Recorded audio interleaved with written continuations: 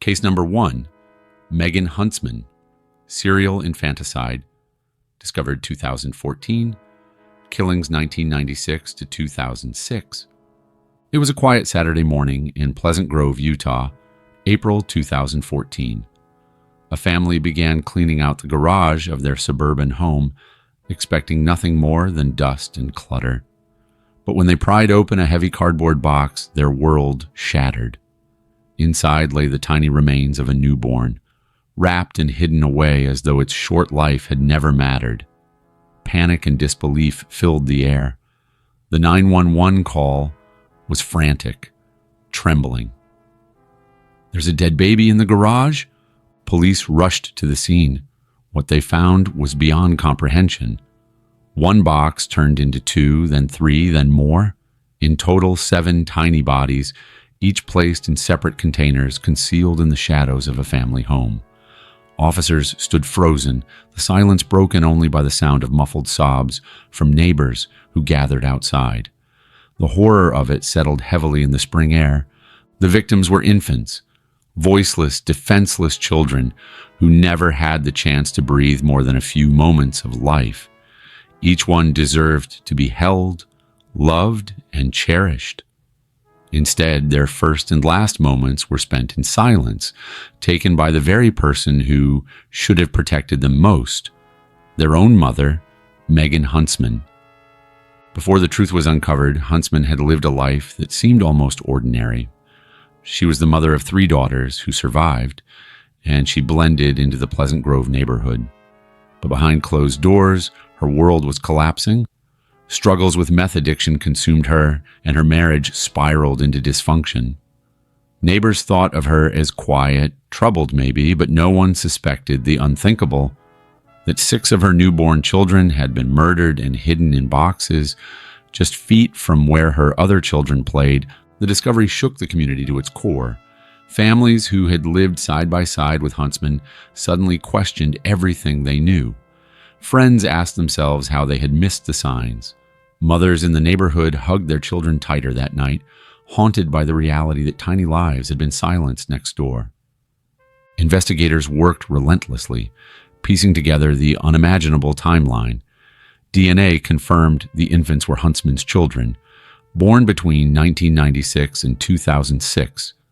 6 of them had been strangled or suffocated within moments of birth.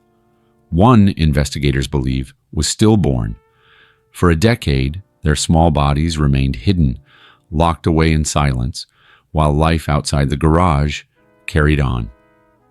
When Huntsman was confronted, she did not cry, she did not plead.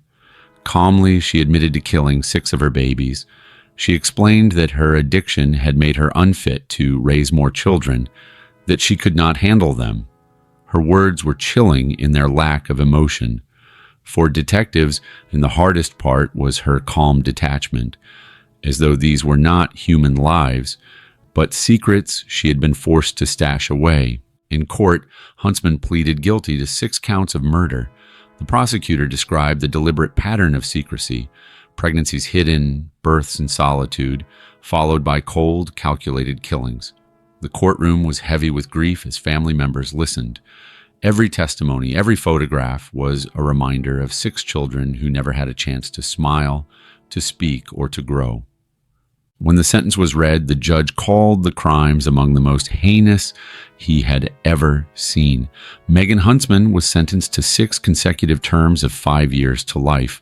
The gavel came down, and with it, a small measure of justice for the babies who had no voices of their own. Today, Huntsman sits behind prison walls, serving her time.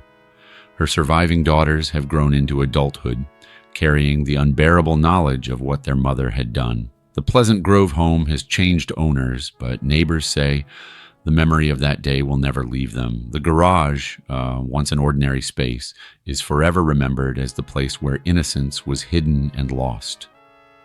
The aftermath of this case reached far beyond Utah. It reignited discussions on safe haven laws, reminding the public that desperate mothers had other choices, that there were ways to surrender infants safely and without punishment. But for 6 children in Pleasant Grove, that chance never came. Their story is a reminder of the fragility of life, and the responsibility we all bear to notice, to intervene, and to protect. In the silence of that garage, 6 tiny lives were stolen, but their memory continues to echo, a haunting reminder of the darkness that can exist behind the most ordinary doors. Case number 2, Mary Ethyl Hansen, killing of her 18-year-old daughter, March 2012, plea sentencing 2013 to 2014. It was the morning of March 11th, 2012, in Taylorsville, Utah, when a frantic 911 call came through. A mother's voice shook on the line, saying her teenage daughter was dead. Police rushed to the modest home, only to be met with a sight that silenced even the most seasoned officers. On the floor lay 18-year-old Virginia Hansen, her life cut short by a single gunshot wound. Her own mother, Mary Ethyl Hansen, stood nearby, trembling but eerily composed. The neighbors gathered outside as word spread. Whispers filled the cool spring air. A daughter, killed in her own home. The first responders looked at one another with disbelief. A mother calling in her daughter's death, but the weapon, the story, the evidence, all pointed to something darker. Virginia was more than just a victim that day. She was a bright, kind young woman on the brink of adulthood. Friends described her as warm, someone who had a gentle presence in every room she entered. She dreamed of independence, of carving out her own path in the world. She had her whole life ahead of her, until it was taken away by the very person who should have been her protector. Mary Hansen's life had unraveled in the years leading up to that tragic morning. She had struggled with mental illness and later told investigators that she and Virginia had entered into some kind of twisted suicide pact. But while Virginia's life ended, Mary's continued. The pact was never real. It was an excuse, a narrative spun to explain the unexplainable. The discovery of Virginia's body rattled her community. For her friends and loved ones, the grief was almost impossible to process. How could a young woman with so much promise be gone so suddenly, and at the hands of her own mother? The betrayal cut deeper than words could capture. Investigators pieced together the evidence. The gun was Mary's. The story she told about a pact didn't align with the facts. Virginia hadn't written a note, hadn't spoken to friends about despair. The truth slowly emerged that this was no agreement but a unilateral act of violence. When Mary Hansen was questioned, she shifted between sobbing and explaining.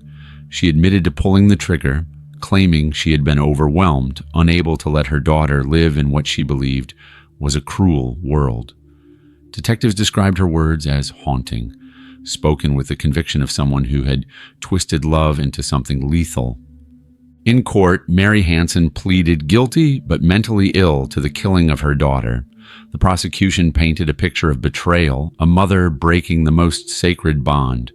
The defense argued her long struggle with mental health clouded her ability to distinguish right from wrong.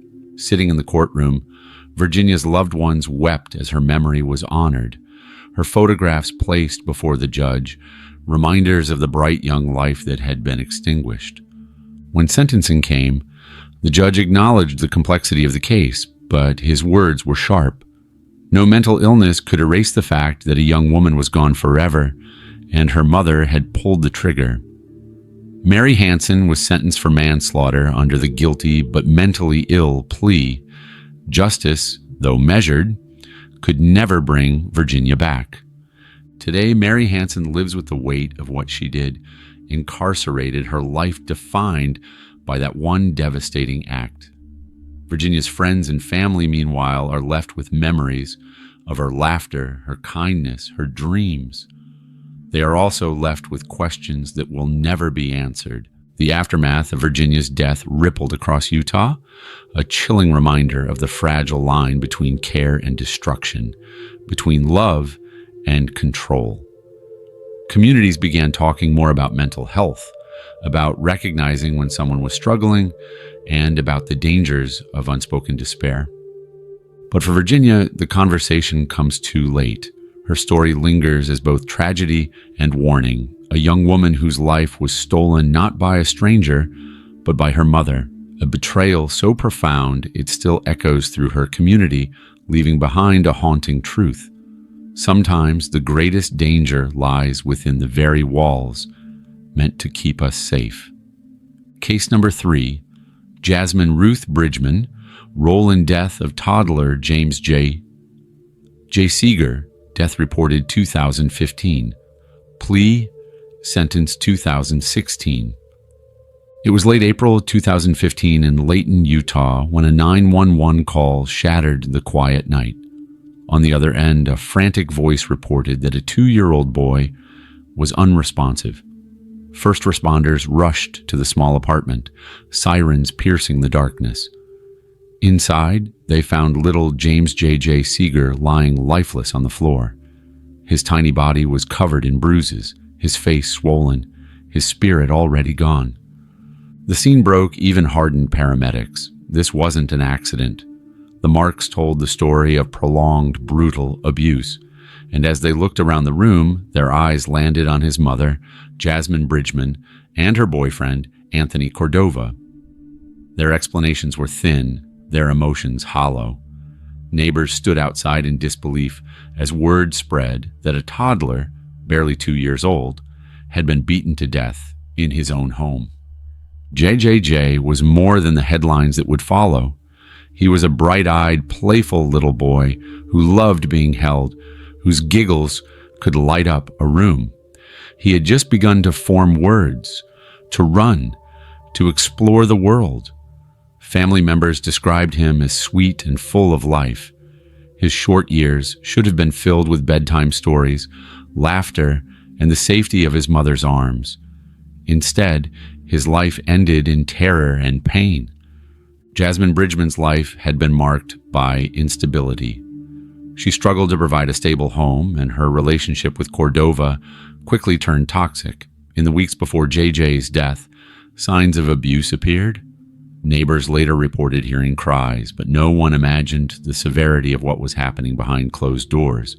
The discovery of JJ's battered body sparked outrage. How could a child so young endure such violence? Detectives began peeling back the layers of lies. Bridgeman and Cordova told conflicting stories, claims of accidents, falls, and excuses. But the medical examiner's report told the truth. JJJ had been struck repeatedly, his injuries consistent with a beating that had gone far beyond discipline. In interrogation rooms, the walls closed in. Anthony Cordova eventually admitted to hitting the boy, but Jasmine's role was also undeniable. She wasn't just absent, she actively lied to protect her boyfriend. Instead of saving her son, she shielded his abuser. The betrayal was unimaginable. The one person JJ trusted most had chosen silence over protection. In court, the community watched as the details of the abuse emerged. Photographs of JJ's bruises, testimony about the beatings. The evidence was unbearable. Cordova was charged with aggravated murder.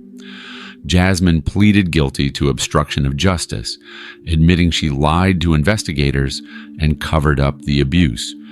Her plea was a quiet acknowledgement that she had failed her son in the most devastating way. The sentencing hearings were emotional. Prosecutors painted the image of a little boy who never had a chance. Family members cried as they remembered his smile, his innocence, and the life he should have lived. For the judge, it was clear. Justice demanded accountability, even if no sentence could ever balance the loss of a child. Cordova received a life sentence, and Jasmine was sent to prison for her role in hiding the truth. Today, Jasmine Bridgeman remains incarcerated, her name forever tied to the tragedy she failed to prevent. JJ's short life is remembered in whispers, in tears, in the ache of those who loved him. His death left a scar, not only on his family, but also on the wider Utah community, reminding everyone that the cries of a child must never go unanswered. The aftermath of this case fueled deeper conversations about child abuse, about how many warning signs are ignored until it is too late. Social workers, neighbors, and lawmakers pointed to JJ's story as a reason to strengthen protections to ensure that vulnerable children are seen and heard before tragedy strikes. But no law, no reform can undo what happened in that Layton apartment. The memory of JJ remains, a tiny boy with an innocent smile, betrayed by the very people who should have been his shield. His story is both a heartbreak and a warning. Silence in the face of abuse can be just as deadly as the blows themselves.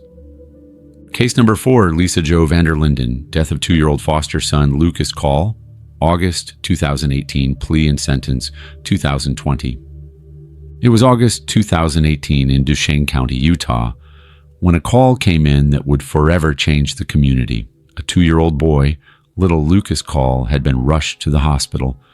His small body was limp, his injuries devastating. Despite the desperate efforts of doctors and nurses, Lucas did not survive. His life, so full of promise and innocence, had been stolen before it had truly begun. The emergency room was heavy with silence as staff realized the truth. This wasn't the result of a tragic accident. Lucas's injuries told a different story. Blunt force trauma, signs of repeated abuse, and patterns no toddler could have inflicted upon himself. The painful reality became clear. Someone who was meant to love and protect him had done the unthinkable. Lucas was just 2 years old, with eyes full of curiosity and a smile that could melt hearts. Family members described him as a gentle soul, a boy who loved to explore, laugh, and cuddle. At that age, every discovery, a toy, a bird, a song, was a moment of wonder. He deserved years of laughter, scraped knees from playing, and warm hugs at bedtime. Instead, his life was cut short in a home where safety should have been guaranteed. The person entrusted with his care was Lisa Jo Vanderlinden, a registered nurse and licensed foster parent. To the outside world, Vanderlinden seemed responsible, even admirable. As a nurse, she held the power to heal. As a foster parent, she had been given the sacred trust of sheltering vulnerable children. But behind the walls of her home, that trust was betrayed in the most horrific way. The discovery of Lucas's abuse sent ripples of shock and grief through the foster care system. How could someone tasked with protecting children cause such harm? Neighbors who once viewed Vanderlinden as a caregiver now saw her in a chilling new light. The very title she carried, nurse, foster mother, now felt like a disguise masking cruelty. Detectives dug into the case, piecing together the timeline. Medical examiners concluded Lucas had died from blunt force trauma. His injuries were not isolated. There were signs of repeated mistreatment, bruises in various stages of healing, injuries no toddler should ever bear. Each piece of evidence painted a picture of violence inflicted over time. When Vanderlinden was questioned, her explanations fell apart. She denied at first, then minimized, claiming Lucas had accidents, that he was clumsy. But the medical evidence was undeniable. Doctors testified that his injuries were consistent with abuse, not accidents. Investigators described Vanderlinden's demeanor as cold, detached, as if she were discussing something far removed from herself. In 2019, prosecutors charged Vanderlinden with aggravated murder. The courtroom filled with tension as the trial unfolded. The prosecution presented evidence of abuse, detailing the injuries that ended Lucas's short life. The defense attempted to shift blame, arguing her mental health struggles played a role, but nothing could justify the suffering inflicted on a 2-year-old child. Lucas's family, devastated and broken, filled the courtroom with their grief. Photographs of the smiling toddler were displayed, a heartbreaking reminder of the child who should have been running through playgrounds, not lying in a casket. Loved ones spoke through tears, describing the joy he brought in his brief time on Earth and the unbearable hole left behind. Faced with overwhelming evidence, Lisa Jo Vanderlinden eventually pleaded guilty to child abuse homicide. The charge carried years behind bars, though many felt no sentence could match the enormity of her betrayal. The judge's words at sentencing were stern, condemning the calculated cruelty that ended an innocent life. Vanderlinden was sentenced to prison, her career, her reputation, and her freedom stripped away, but most importantly, her role in Lucas's death forever carved into history. Today, Lisa Jo Vanderlinden serves her sentence behind prison walls. The title of nurse and foster mother is gone, replaced with that of convicted criminal. For many, though, her punishment feels hollow compared to the immeasurable loss of Lucas. In the aftermath, the case shook Utah's foster care system to its core. Lawmakers and child advocates called for stronger oversight of foster homes, stricter checks on those given the responsibility of children's lives. Lucas's death became a rallying cry to ensure no other child would be placed in harm's way, under the guise of safety. But beyond policy and reform lies the raw, unhealed wound of a family mourning a boy who should still be here. Lucas will forever be remembered not for how he died, but for the joy he brought in the short time he lived, his laugh, his innocence, his boundless potential. His story is a haunting reminder of how fragile childhood can be, and how devastating it is when trust is betrayed by those meant to protect. Lucas's memory lingers in every conversation about child welfare in Utah. He is a symbol, a reminder, and a call to action. His voice was silenced, but his story continues to demand change. Case number 5, Maria Sullivan, death of a 13-day-old infant, September 2017, plea sentence 2019. It was the early hours of September 2017 in Magna, Utah, when a tiny baby was rushed to the hospital. Just 13 days old, the infant's fragile body was unresponsive. Doctors and nurses worked frantically to save him, but the truth became clear almost immediately. The injuries were far too severe. This was not the result of sudden illness or accident. This was the result of violence. The baby's face was bruised, his ribs fractured, and internal trauma spoke volumes. In the emergency room, seasoned medical professionals looked on in stunned silence. They had seen tragedy before, but what they saw that morning left them shaken. A child, barely 2 weeks old, a life that had only just begun, was already gone. This baby never had the chance to open his eyes wide to the world, to feel the warmth of the sun, or to hear lullabies sung in comfort. He was robbed of his first steps, his first words, his very future.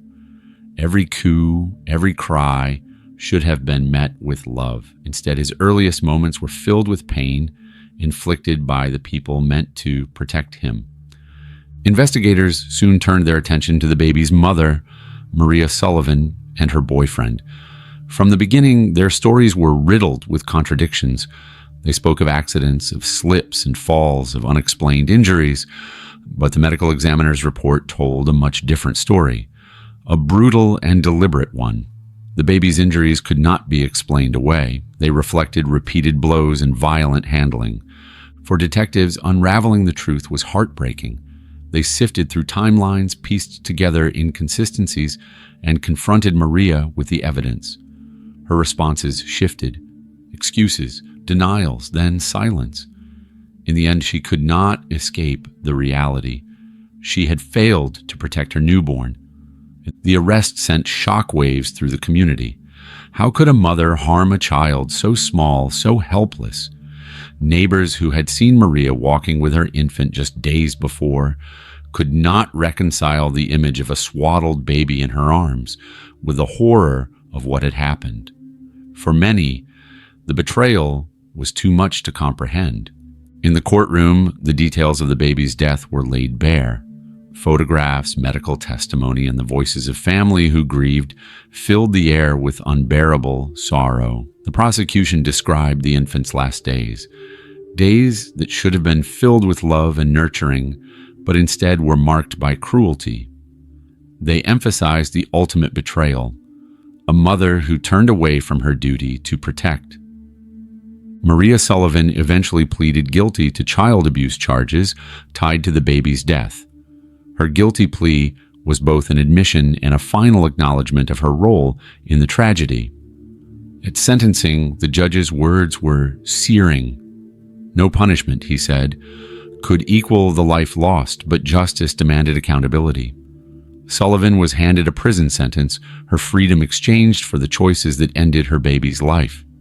Today, Maria Sullivan serves her sentence behind bars, but the legacy of her actions lingers in the empty crib in the grieving family who will never hold their baby again, and in a community left with the haunting image of a newborn whose life ended before it truly began. The aftermath of this case rippled through Utah. Advocacy groups called for greater awareness of infant abuse, for parents in crisis to reach out before desperation turned deadly. The safe haven laws, designed to give parents a way to surrender babies safely without judgment, were once again thrust into the spotlight. If used, they could have saved this tiny life. But they were ignored. This infant's story is more than a crime. It is a tragedy etched into the hearts of those who believe every child deserves a chance.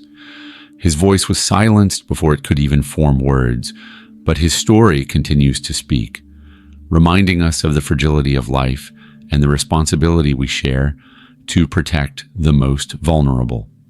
Case number 6, Cherokee May, Dia, death of 14-month-old daughter, April 2017, plea E, sentence 2019.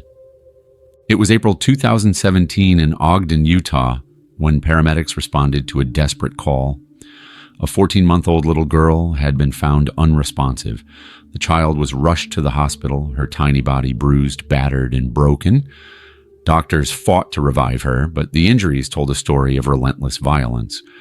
Despite every effort, the baby girl slipped away. Her short life ended by hands that should have protected her. The medical team could hardly believe what they saw. This wasn't a case of sudden illness or a tragic accident. Her injuries were far too severe. Bruises of different ages covered her skin. Internal trauma revealed repeated abuse, not a single moment of carelessness, but a pattern of harm. In that sterile hospital room, silence fell heavy. A baby had been murdered, and the truth was unbearable. It was her own mother who had allowed it to happen. That baby girl never had a chance to see her second birthday. She never had the chance to dance in a playground, to call out mama with joy, or to discover the world around her. Every cry for comfort should have been answered with love. Instead, her short life was filled with pain and betrayal. She was silenced before she could even speak her own story. The investigation turned quickly toward her mother, Cherokee Medea, and her boyfriend. Both were supposed to be her protectors. Instead, the toddler had endured repeated abuse. Neighbors later said they had heard loud arguments, but no one imagined the horror unfolding inside the home. Police questioned Dea, and her stories shifted. She claimed her daughter fell, that she tripped, that accidents explained the injuries. But detectives, guided by the medical examiner's findings, knew better. The pattern of injuries, multiple bruises, blunt force trauma, and untreated wounds pointed not to misfortune, but to prolonged violence. The community was shaken. How could a mother allow such pain to be inflicted on her child? How could anyone look into the trusting eyes of a baby and respond with cruelty? Mothers in Ogden clutched their children tighter as the news spread, horrified that the very bond of motherhood could be so tragically broken. When the case went to court, the truth was laid bare. The prosecution presented the child's injuries in detail, their words heavy with grief and outrage. They painted the picture of a baby who had suffered quietly, who could not defend herself, whose cries went unanswered.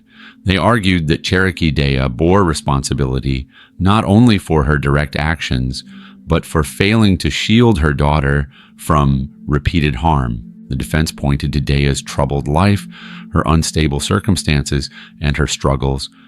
But no explanation could undo what had been done. In the courtroom, photographs of the toddler smiling in better days were displayed, breaking the hearts of all who looked on. She was a baby full of life, deserving of a future, robbed of it before she could even speak in her own defense. In 2019, Cherokee Dea pleaded guilty to child abuse homicide. The judge, his voice weighted with sorrow, sentenced her to prison, noting that no sentence could ever restore what was lost.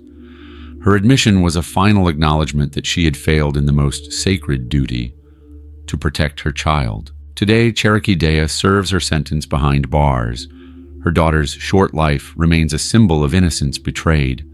For family members left behind, the pain is immeasurable.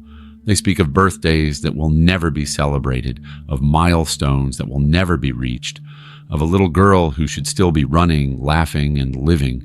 The aftermath of the case left Ogden reeling. Advocacy groups renewed their call for vigilance in recognizing the signs of child abuse, bruises, sudden hospital visits, cries behind closed doors.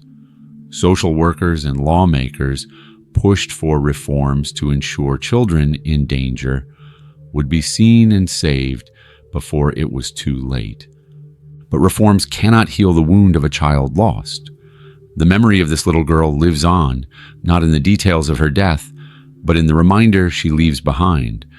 Every child deserves safety, love, and a chance to grow.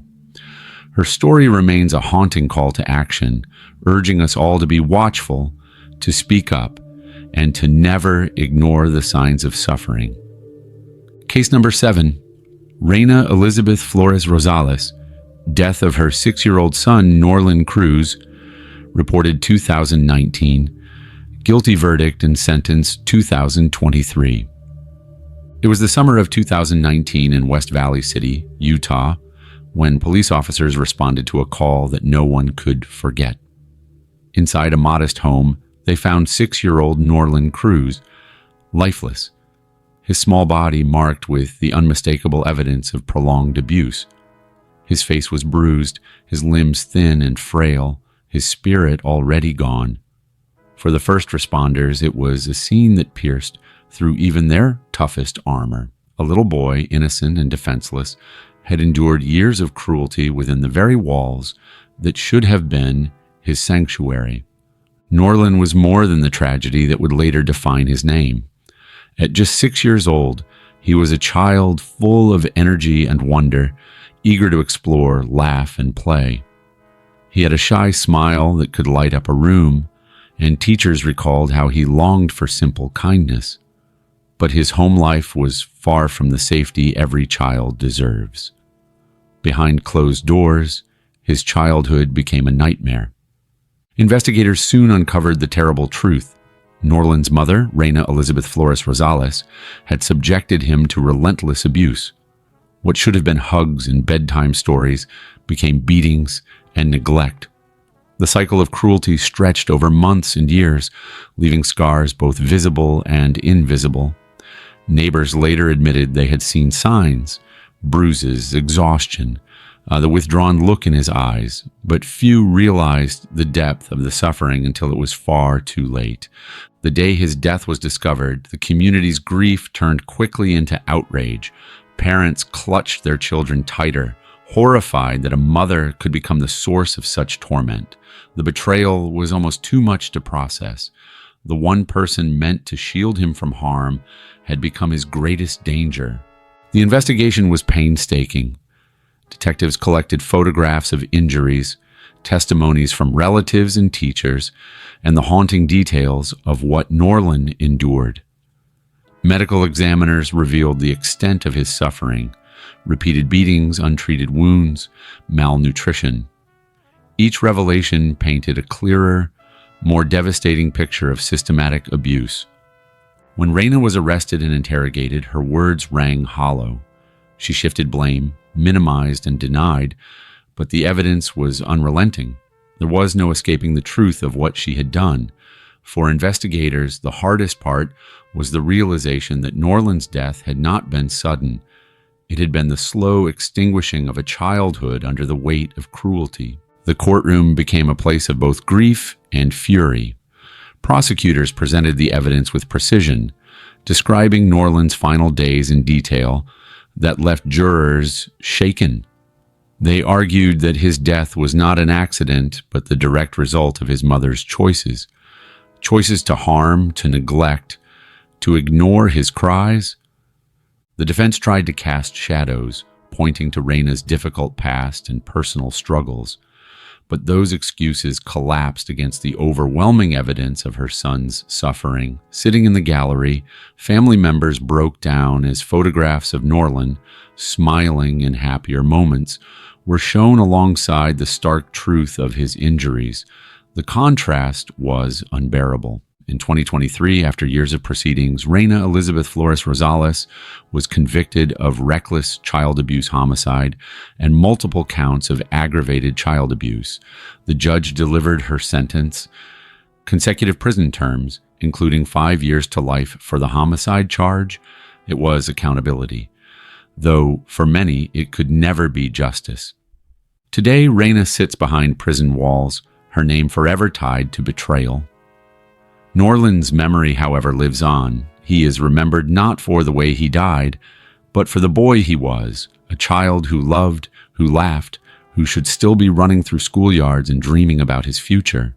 The aftermath of Norlin's death rippled through Utah, fueling urgent conversations about how schools, neighbors, and communities can better detect the hidden signs of child abuse. Teachers now speak his name when training others to look for subtle clues, to ask harder questions, to never assume silence means safety.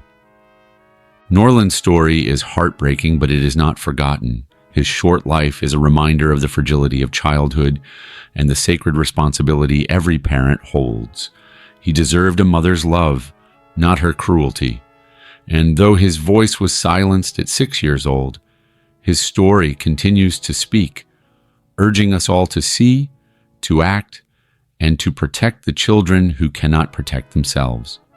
Case number 8, Nicole Terri Lester killing of 4-year-old daughter, Lainey Voss, December 31st, 2019, plea sentence 2022.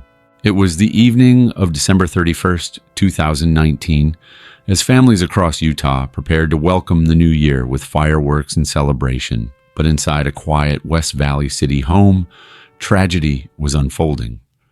When police arrived, they discovered the body of 4-year-old Lainey Voss, lifeless and still.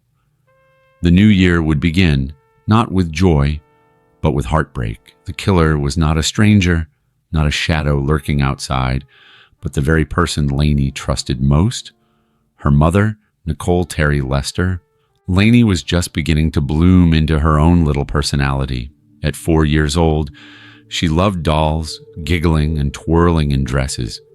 Her smile was bright enough to light up a room, and her family adored her deeply. She should have been running into 2020 with laughter, dreaming of birthday parties and school days ahead. Instead, her story ended far too soon, stolen in the silence of that winter night. Detectives later revealed the truth. Nicole Lester had asphyxiated her daughter, deliberately ending her life. There was no struggle reported by neighbors, no loud argument to alert anyone outside. The act was quiet, deliberate, and irreversible. By the time help arrived, Lainey was already gone. The community's grief was profound. Extended family members gathered to mourn, describing Lainey as a sweet and joyful child whose absence left a hole that could never be filled. Neighbors lit candles outside, and the glow of the flames flickering in the cold air as a fragile act of remembrance. The betrayal, a mother killing her own daughter, was almost impossible to comprehend. When investigators questioned Lester, she admitted to what she had done. In court documents, she later acknowledged her guilt, pleading guilty to aggravated murder with a mental illness designation. It was a plea that recognized both her responsibility and her fragile mental state at the time of the killing. The courtroom became the stage where justice and grief collided. Prosecutors spoke in haunting detail about the little girl's final moments, reminding everyone present that Lainey was only 4 years old, her life extinguished before it truly began. Photographs of Lainey were displayed, her hair tied up neatly, her eyes wide with innocence, each image a painful reminder of what had been lost. Family members addressed the court, their voices breaking, saying there was no punishment that could ever equal the loss of a child. The defense emphasized Nicole's mental illness, presenting her as a woman consumed by inner struggles, someone who had lost touch with reality. But the court was clear. Mental illness could explain, but it could not excuse. In April 2022, Judge Vernice Treese of Utah's 3rd District Court delivered the sentence. Nicole Lester was ordered to serve 25 years to life in prison. Judge Treese's words were deliberate and solemn. She acknowledged Lester's mental health struggles, but emphasized the sacred duty of a parent to protect their child, not to harm them. Laney's life, the judge noted, had value beyond measure, and her death was a wound that could never fully heal. Today, Nicole Lester sits behind prison walls, her future defined by her crime. For Laney's family, justice was served on paper, but the empty chair at birthdays and the silence in her room speak louder than any sentence ever could. The case left a lasting mark on Utah. It reignited conversations about the intersection of mental illness and parenting, about how to intervene before tragedy strikes, and about the line between compassion for struggling parents and accountability for irreversible harm. Advocates called for stronger safety nets for children, while others pointed to the case as a reminder that no child should ever go unseen or unheard. But beyond the debates in courtrooms, there is the memory of Laney, a little girl whose laughter once filled a home, whose innocence was betrayed in the cruelest way. Her story remains a haunting reminder of how fragile childhood is and how devastating it is when a parent, the very person meant to nurture and protect, becomes the source of danger. Case number 9, Ruby Franke, abuse of her children. Abuse uncovered 2023, guilty plea and sentencing 2024. It was late summer of August 2023 in the quiet city of Evans, Utah, when a starving child appeared at the doorstep of a neighbor's home. The boy was gaunt, his wrists and ankles bound with duct tape, his skin marked by wounds. Trembling and desperate, he begged for food and water. The neighbor's shock quickly turned into action, a 911 call that would unravel one of the most disturbing child abuse cases Utah had ever seen. The boy was identified as one of the children of Ruby Franke, a once popular momfluencer whose parenting advice had been broadcast to millions through her YouTube channel, 8 Passengers. What the public saw online was a mother who preached strict discipline and traditional family values. What police discovered behind closed doors was something far darker. Children subjected to prolonged starvation, physical punishment, and emotional torment. When officers entered the home of Franke's associate, Jody Hildebrandt, they found another malnourished child, also showing clear signs of abuse. The children were rushed to the hospital, their frail bodies barely clinging to life. The images seared themselves into the minds of investigators and medical staff. These were not isolated incidents.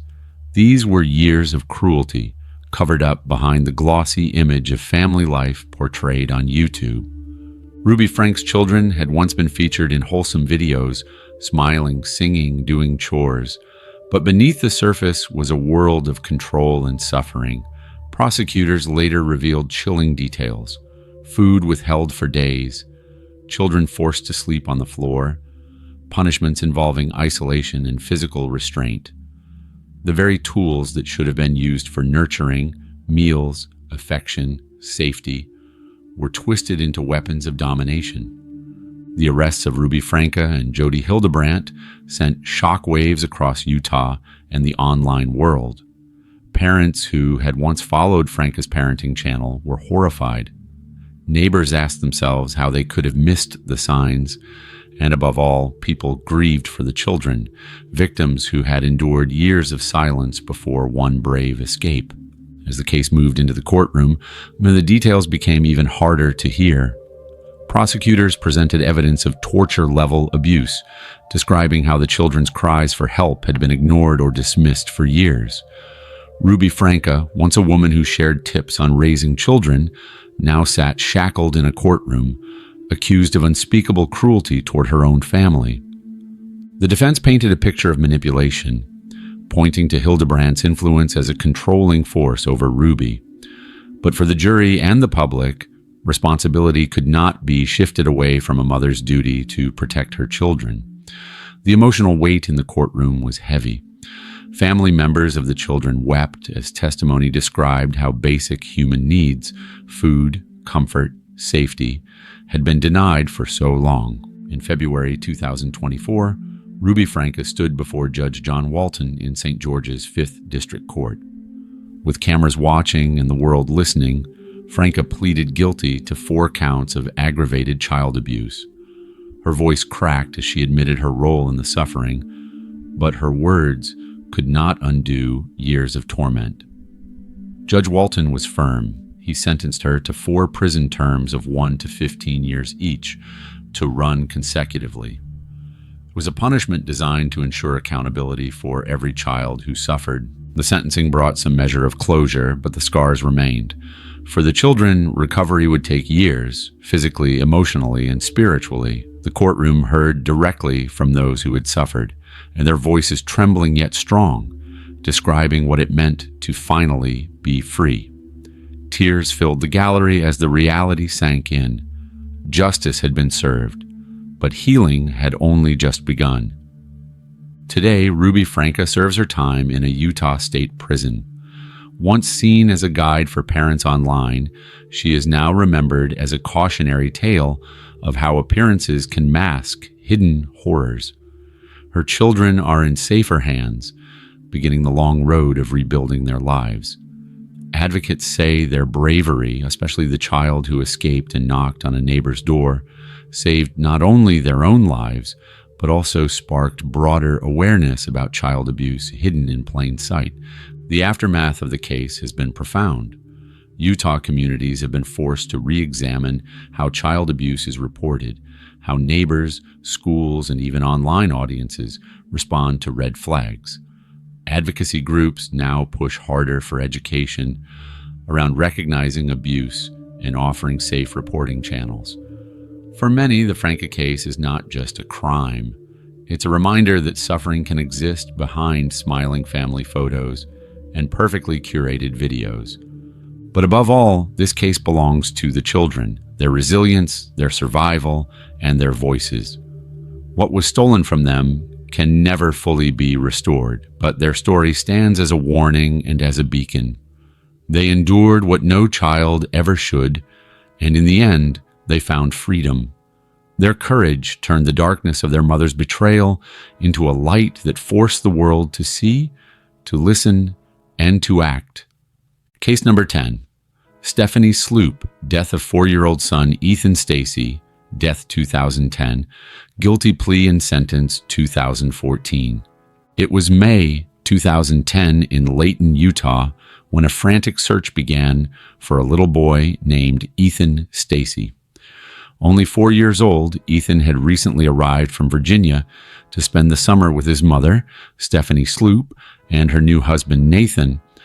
He was supposed to enjoy his break, to reconnect with his mother, and to experience the joys of childhood. But within just days of arriving, Ethan's life was brutally cut short. When officers first questioned Stephanie about Ethan's disappearance, her story was shaky, full of contradictions. She claimed he had wandered off, but the truth, when uncovered, was far darker. Days later, search teams found Ethan's body buried in the mountains near Ogden. He had been beaten, burned, malnourished, and ultimately left to die. His injuries revealed a cycle of horrific abuse that no child should ever endure. Ethan was remembered by family and friends in Virginia as a sweet boy with a bright smile. He loved video games, toys, and had the playful energy of a child just beginning to explore life. His father, Joe Stacy, had trusted that sending Ethan to visit his mother would give him time with both parents. Instead, he was betrayed in the cruelest way. Ethan never had the chance to start kindergarten, to ride a bike without training wheels, or to grow into the boy he was meant to become. The investigation painted a chilling picture. Prosecutors revealed that Stephanie Sloop and Nathan Sloop subjected Ethan to repeated beatings, scalding hot showers that left burns on his skin, and starvation. They locked him alone in a room, his cries ignored. When he finally succumbed to his injuries, they buried him in a shallow grave in the woods, then tried to cover up their crime by disfiguring his body with chemicals and fire. The community's grief turned into outrage. How could a mother stand by, or worse, participate, as her child suffered so horribly? Parents in Utah held their children tighter, horrified at the thought of a mother allowing such cruelty. Ethan's story quickly became a symbol of betrayal, a child tortured not by strangers, but by the very people who should have loved him most. When Stephanie Sloop was arrested, her demeanor was described as cold, distant, detached from the reality of what had been done. Prosecutors argued that she had chosen loyalty to her new husband over the safety of her son. Instead of protecting Ethan, she had participated in his abuse and helped conceal his death. The courtroom was a place of raw grief when the details were presented. Photographs of Ethan's happier days, his smile, his innocence, were contrasted against the haunting reality of his final hours. Prosecutors described the abuse in heartbreaking detail, while Ethan's father sat in the gallery, broken but determined to see justice done. In February 2014, Stephanie Sloop pleaded guilty to aggravated murder and obstruction of justice as part of a plea deal. Standing before Judge Michael Alphen in Utah's 2nd District Court, she admitted her role in Ethan's death. The judge sentenced her to a minimum of 20 years to life in prison, ensuring she would spend decades behind bars. Nathan Sloop, tried separately, also received a life sentence. Judge Alphen's words were sharp and unwavering. He condemned Stephanie's betrayal of her most sacred duty to protect her child. "Ethan depended on you," he said, in essence, "and you failed him in every way." His sentencing made clear that while justice could never restore Ethan's life, it could at least hold his mother accountable.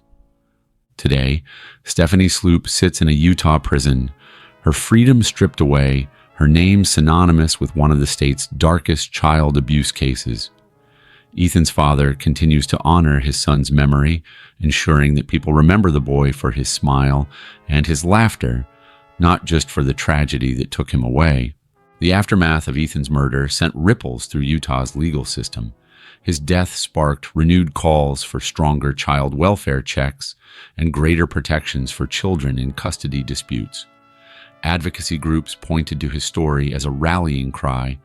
Children must be listened to, and their safety must always come first. Ethan Stacy's short life remains a haunting reminder of innocence betrayed. He was a little boy who deserved love, care, and protection. Instead, his life ended in cruelty at the hands of the very person who brought him into this world.